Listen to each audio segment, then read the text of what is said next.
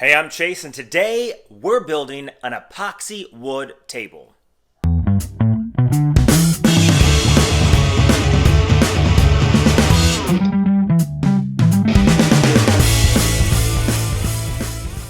Hey, I'm Chase, and this is All Things Random. And when I came across an epoxy resin table online, I just wanted to buy one. Then I started to research them and realized they're hundreds, if not thousands of dollars for just something super simple. So I thought, could I build one? So you know what? I did. We're gonna go step by step in what I did to build an epoxy resin table. Let's get into the video. First, I measured out my coffee table and selected a wood from Lowe's that would be easy to work with. I wanted to replace my coffee table, so I wanted to make something relatively the same size. I chose a flat plank piece of oak measuring about 8 foot. And I did this because I wanted to do as little work as possible, knowing I would only have to make a couple cuts to make the two pieces even. These would be my two main boards, each one representing each side of the table. Once I was happy with the way the table looked, with the way the spacing looked for the possible resin interior, I measured out the width of the table to make sure they were even. Then I went on the inside and measured the height, the length, and the width to determine the volume that I needed for the resin that I was pouring later. Once I was happy with that, I used a piece of melamine board, normally used for shelving, as the base of the mold. This is because the slick surface on the side of the board makes it very difficult for the resin to stick to. In fact, once the mold is created, there is no additional prep work to the actual melamine board, just the edges to make sure the resin doesn't leak out. I did lay the oak planks on top to make sure the melamine board was wide enough to create the mold. Now remember, I don't need to make a complete mold for the table, just one big enough for the center of the table, because that's the only thing we're going to be pouring. Now the only cuts I really made to the melamine was going to be for additional pieces to create walls on the mold at the ends. I found an old wood block to elevate the mold, and I placed it directly in the center of the table. Next, I put the melamine board on top, and I placed the oak pieces on top to secure them with clamps.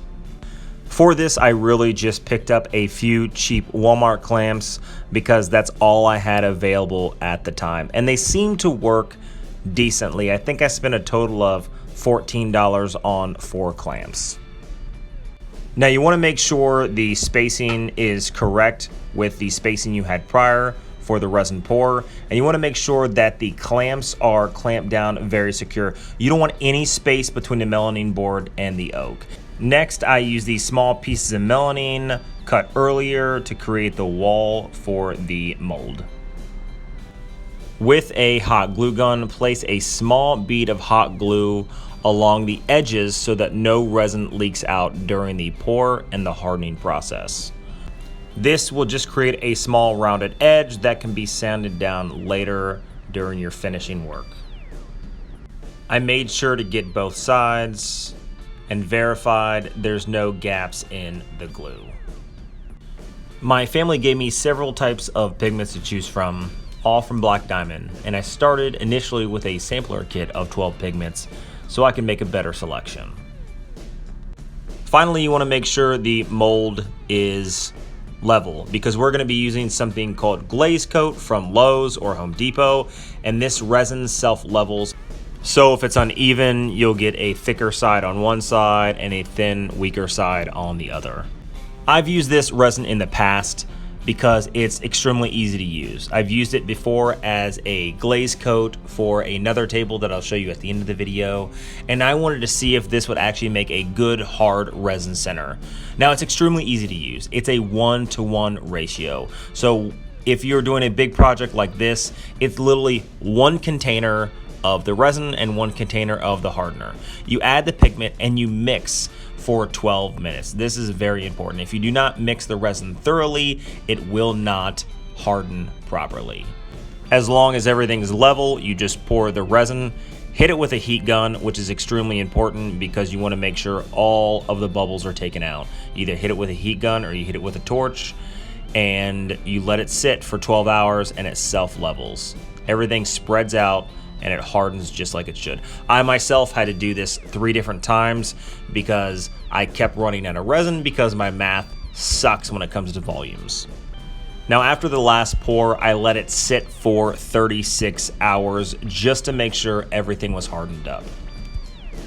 Once I felt relatively comfortable, I removed the melamine boards and exposed the tabletop for the first time. You see it just pops right off. And you get a first glimpse of what the table is going to look like.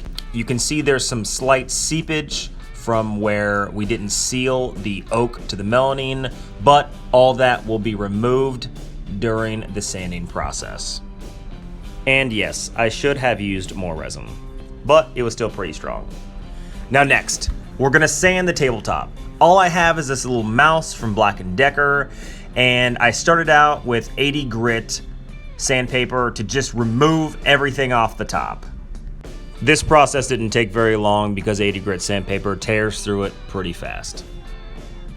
Once the initial sanding was done, I flipped the tabletop over and I decided to build the base first so I could finish and seal everything all at once. So I used the same type of oak board from Lowe's and created a base for the bottom and later for the legs. I fastened them all down with small brackets, then flipped it back over so I could start the finishing work. I finished sanding the top with 120 grit and then 220 until it was smooth.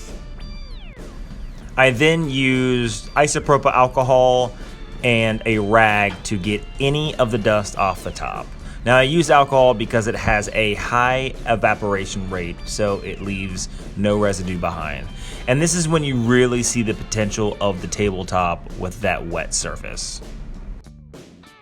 Once the table was dry and the dust was gone, it was time for a top coat. I used a polyurethane finish for this. It was water-based and I used it because I had never really used it before. On a project prior, I used the same glaze top as the center resin, and it normally gives a deep glass look to bar tops, but I just wanted to try something a little different.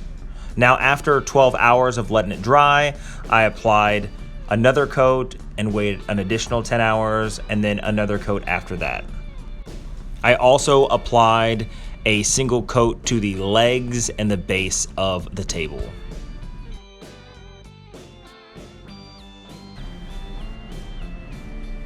And here is the final result in my living room. Now I placed a small table that I had prior used the glaze top on before, so you can get an idea of what a glaze top looks like and a polyurethane top looks like.